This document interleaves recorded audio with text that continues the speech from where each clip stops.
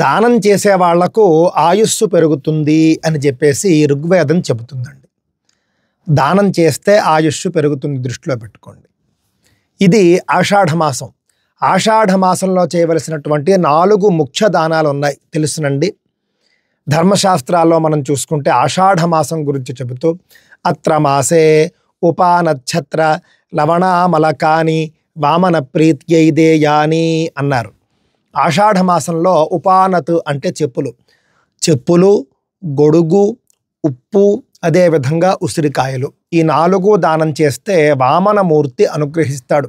వామనమూర్తిని ఉద్దేశించి వామనుడి యొక్క అనుగ్రహం కోసం చేయాలి అని చెబుతూ ఉన్నారు ఈ దానాలు. వామనుడి యొక్క అనుగ్రహంతో ఉద్యోగం కోల్పోయిన వాళ్ళు ఉద్యోగాన్ని పొందుతారు. అధికారాన్ని కోల్పోయిన వాళ్ళు అధికారాన్ని మళ్ళీ సంపాదించుకోగలుగుతారు.